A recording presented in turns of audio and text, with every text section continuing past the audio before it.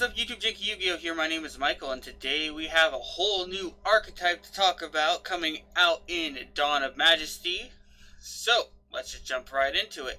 First up is Magikey Skyblaster Clavis.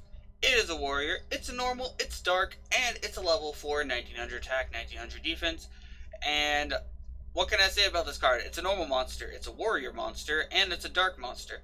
All of these cards are actually working in its favor. It's a normal monster, so you can play technically 6 copies of it with unexpected die. That's pretty good. It's a warrior, so you can search it with reinforcements of the army, even though it's only at 1. However, that's like another copy kind of in your deck. And it's a dark, which means and dark is the most supported attribute in the game of Yu-Gi-Oh! So, overall, not bad. Not a lot of bad things going for it.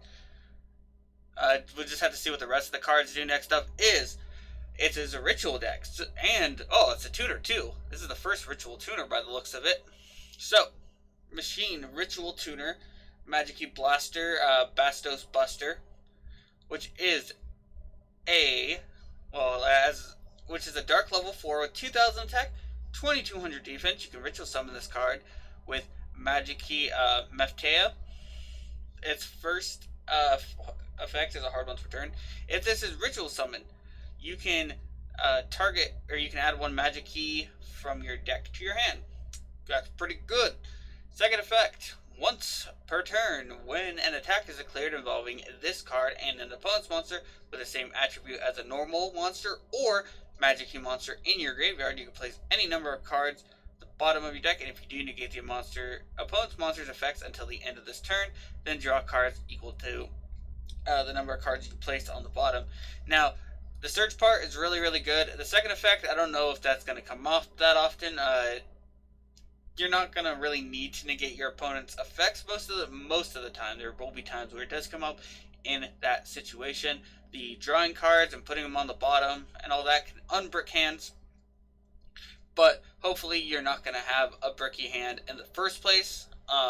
So overall, you're going to play this card for the first effect. Its second effect, So we'll have to see what the ritual says. If all of them can be summoned with this ritual card, then pre-prep unfortunately cannot be played in the deck. Because if we can, it's just another +1, which would be really good. Assuming, you're going to have to play around Ash, and that's just a fact of the matter that we live in. So I'm going to just kind of ignore the fact that Ash Blossom exists on cards like this, where it focuses on the deck. Next up, Magikey Cannon Garfest. Machine Ritual effect, Earth, level 8. 2000 attack, 2800 defense. So you can ritual summon this card with Magikey Mikhael. Its second and third effects are hard ones to return. So yes, it doesn't look like you're going to be able to use pre-preparation of rights in this deck, unfortunately. So we lose that +1, but that's okay. So it gains 300 attack for each monster in your graveyard, or for each monster attribute in your graveyard. Okay. When your opponent activates the effect of a monster with the same attribute in your graveyard, and you control this ritual summon monster with 2 or more attributes, quick effect, you can negate the activation if you do destroy that monster. Okay, so the idea is you use 2 different monsters, you use 2 monsters with different attributes so that you can summon this card. And then it has a monster negate of, one of the cards in your graveyard. That's actually pretty strong. It's just a negate, like at the end of the day, and you can easily manipulate what you need to do for this. So right now we've seen Earth and we've seen Dark, which Dark, like I said, Dark's still the most supportive type in the game, or attribute. So you can still negate a lot of things. And don't get me wrong, you could probably mix this with other archetypes too, or other engines. So that's probably what they want you to do. They want you to mix it with good fodder, and so you can get multiple of attributes to negate and stuff like that. If this ritual summon card is sent to the graveyard, you can add one Magikey monster from your deck to your hand. So if they do out it, you get to add a Magikey monster from your deck to your hand, so it replaces itself. That's always really good. So far I like the ritual monsters. They both add cards. This one negates stuff, and like I said, it doesn't seem that hard to, if you build your deck around this, you can easily get it to negate almost any attribute in the game. So there's that. Next up, we have a ritual monster called Magikey Summon Beast. I'm not even gonna. And Sinlabolus. It's a Beast Fusion Tuner effect, Dark, level 4, 2200 attack, 2000 defense. It requires a Magikey monster and a non-token normal monster. If this card is Fusion Summon, you can add one Magikey Mikhael from your graveyard to your hand. Once returned, you can target one opponent's attack position monster with the same attribute as a normal monster or Magikey monster in your graveyard. Change it to defense position, and if you do, it loses 1,000. 3. Banish any monster destroyed by battle with this card. So, its first effect is going to be the one that you're going to be using most often. You can instant fusion this out too. Instant fusion's at 1, but you can instant fusion this out. So what you can do is you can play like a Predaplant engine in it with like Lone Fire and the Predaplants, and then you can go like Lone Fire, Predaplant, Orphis Scorpio, summon Darlington Cobra, get the instant fusion, link those away if you want, or, do something else with them. You link them away, that gets you the instant fusion. You can instant fusion this, and you can play this in other decks. It doesn't have to be a Magikey deck, but obviously it's at home there, because it's, at the end of the day, it's just a level 4 dark tuner monster that you have access to with instant fusion. So that is something to keep in mind. That's something that if you're building this deck, you're definitely going to be wanting to play instant fusion in the deck. I don't know if you're going to be wanting to play the Predaplant engine in this deck necessarily, but what if you do play the Predaplant engine in this deck, that means that you end up, you get a fire and you get a dark in your graveyard, almost guaranteed. So, a line of play, for example, you can Unexpected Die, throw out the normal monster, which is a dark. You can Lone Fire into the Predaplant combo that I spoke of earlier, search your instant fusion. Once again, I'm just assuming your opponent doesn't have Ash Blossom, or you maybe used your one copy of Called by the Grave to, negate their Ash Blossom. But for the sake of argument, here's the line of play that you can do. So you do that. You have, after you instant fusion, you have 4 monsters on the field, 2 level 3s, 2 level 4s. You could make a rank 4 play. You could make a rank 3 play. You can make a Synchro 8. You can summon the Predaplant to summon out Dragoons if you wanted. There's a lot of plays that you can do with this. It's a really splashable card, and I think ultimately, if any card might get banned in this archetype so far, like if this becomes a meta-relevant archetype and all that, it'll either be this card, or this card will just get instant fusion banned and all that. So keep that in mind. This card's just really good for and gives decks a lot of access to tuners and all that. So next up is our Wind monster, which is Magikey Summon Beast, Androbomus, which is a Dragon Fusion effect, Wind, level 8, 2800 attack, 2000 defense, Magikey effect monster, and a non-token normal monster are its fusion materials. When fusion summoned, your opponent cannot activate cards or effects. Okay, it's coming out, and you're not responding to it on its summon. Once returned, you can target one normal monster or Magikey monster in your graveyard. Destroy all monsters your opponent controls with the same attribute. So it can be a Magikey. That's pretty cool. Ooh. Oh, actually, hold up. The Elemental Lords or the Elemental Saber deck, right? They have their levels all over the place, and they change their levels in the graveyard. That could be a really like cool thing to do. I mean, it doesn't work with this card in particular, but in the terms of like changing their effects for the graveyard and all that, their attributes to be different types and stuff like that, so that you can optimize your cards, could be really interesting. But this deck really wants you to use the Magikeys and normal monsters, so maybe you don't move in that way, but that is an interesting thought, is to use the elemental like sabers and lords and stuff like that. Its third effect, though, is once per turn, if your opponent's monster with the same attribute as a monster in your graveyard is destroyed by battle or card effect, you control this fusion summoned, with 2 or more attributes, you can draw a card. So you have to jump through some hoops to draw a card with this.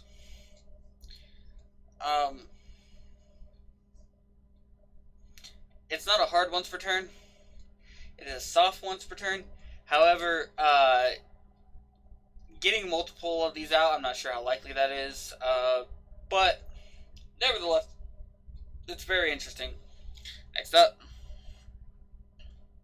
Magikey Mikhael is a normal spell card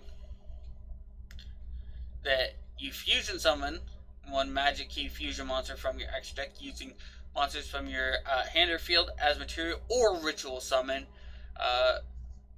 Magikey ritual monsters from your hand by tributing monsters hand or field whose level equal or exceed the ritual monster. If you control a normal monster, you may send one normal monster from your deck as to the graveyard as fusion material or as a required ritual. So yeah, you wouldn't be able to use pre-prep anyway, even if the card did specifically mention the 2 ritual monsters, because this isn't a ritual card, and I highly doubt this is going to be like Breath of Acclamation, where it gets a whole revamp or whatever, where it's like, oh, we messed up on the printing, and it actually is. However, this is a really cool card. It's okay. You have to have the normal monster out, but normal monsters have enough support that you can kind of make it work. And on top of that, it's just cool that it lets you fusion or ritual summon with 1 card. So that's really, really cool for the deck. Anyway, let's move on to their field spell. Magikey Unsealing. You can only activate 1 of this card's name per turn, and its third effect once per turn in general. When this card resolves, you can add 1 Magikey monster from your deck to your hand. That is great. That's just amazing outright. The first time, each normal monster you control will be destroyed by battle, except tokens. They're not. Or card effect too. That's really good. During your main phase, you can add 1 Magikey Mikhael from your hand to your deck, or from your deck to your hand, then place 1 card from your hand to the bottom of the deck. So, it's a +1. It gets you everything that you could possibly need for your thing. The downside is it doesn't just add the ritual / fusion card. However, if it did that, it would just be a +2, and that would be insane, because you would just activate it, you get a card, you activate it again, you get another card, activate its effect and get another card. That's like drawing 2 cards, and that'd be absurd. So I understand why they did that. However, this deck kind of likes putting cards on the bottom of your deck, so maybe there's a trap card, since I can see the next card is a trap card. That has to deal with that.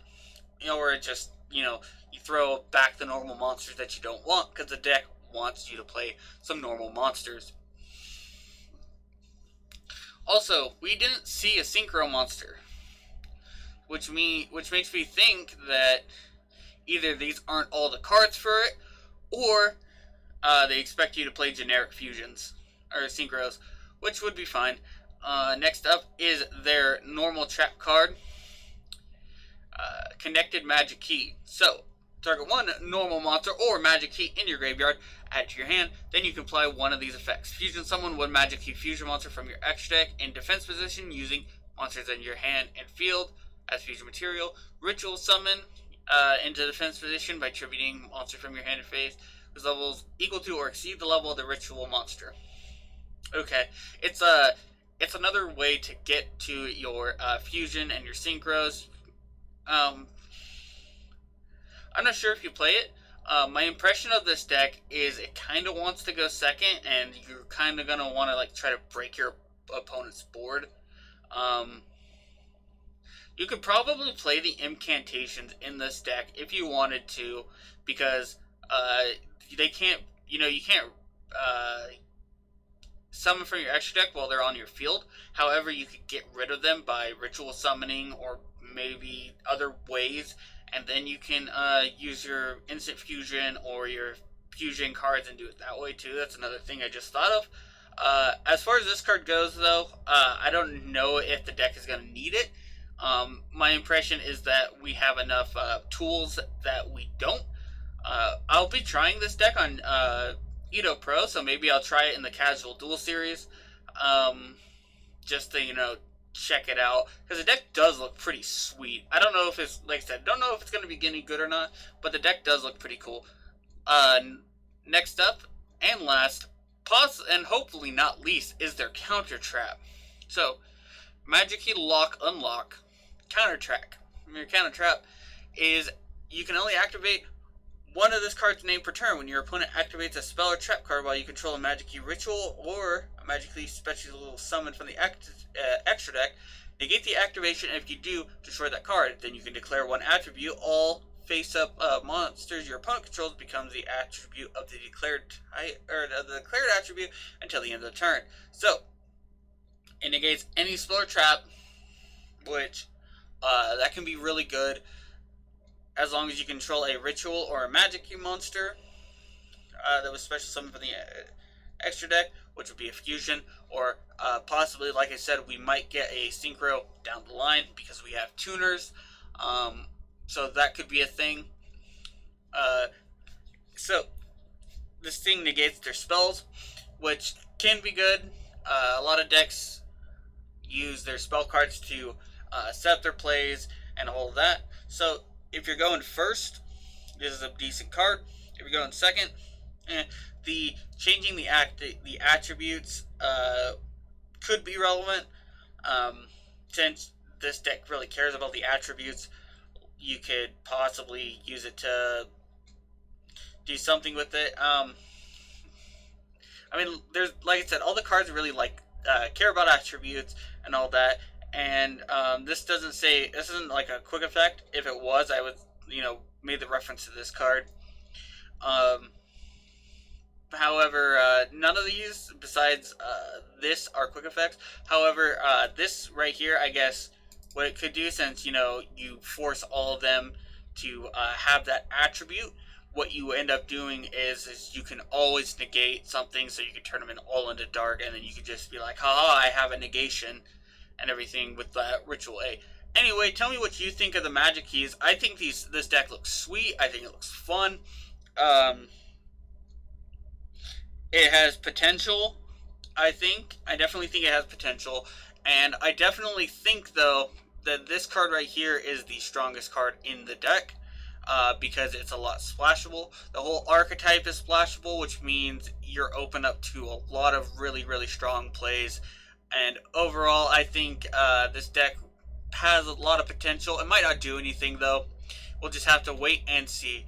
So, that is it for today. If it is your birthday, happy birthday. If you want to send me any cool deck profiles or replays, my email is in the description. I would love to do so. If you want to see me play any deck in the casual duel series, please leave a comment. If you enjoyed this video, and go ahead and check out our channel. We have many other videos like this, so you can like this video and subscribe. It's the best way to support the channel for free. And of course, and as always, have a wonderful day.